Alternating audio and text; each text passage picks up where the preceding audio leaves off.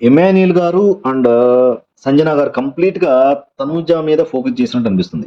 So next Tanuja మీద target చేశారు. ఎందుకు తెలుసు కదా.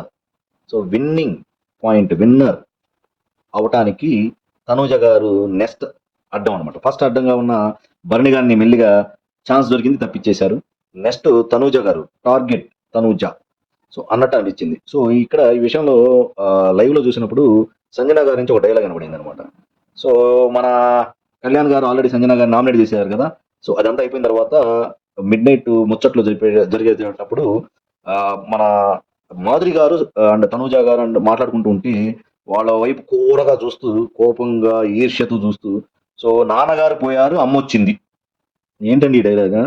ఈమె పోయి పోయి సంజన గారే చెప్పాలి. ఇప్పుడు ఇమాన్యుయల్ గారు అండ్ సంజన గారి మధ్యలో ఉన్న రిలేషన్ ఏంటి? సో ఈయన కూడా అమ్మ అమ్మ అని తిరుగుతున్నాడు కదా. సో మన ఇమాన్యుయల్ గారు కూడా సంజనాని అమ్మ అమ్మ అని తిరుగుతున్నాడు, అది కూడా ఇంకా నడుస్తుంది కదా. సో దీన్ని ఏమనాలి, ఆ డ్రామాని ఏమనాలి? సో అది నచ్చలేదండి. సో మీరు మాత్రం రిలేషన్స్ బాండింగ్స్ పెట్టుకోవచ్చు, వేరే వాళ్ళు పెట్టుకుంటే మాత్రం కుదరదు అనమాట. సో అలా ఉండకూడదు అనమాట. సో తనూజ గారు మాధురి గారితో క్లోజ్ గా ఉండటం మన సంజన గారికి అసలు నచ్చటం లేదు. సో ఈయన ఈమె మాత్రం మన మబ్బాయి మబ్బాయి అనుకుంటూ ఇమాన్యుయల్ గారి చుట్టూ తిరగచ్చు. ఇది ఎక్కడ న్యాయమో నాకు తెలియట్లేదండి.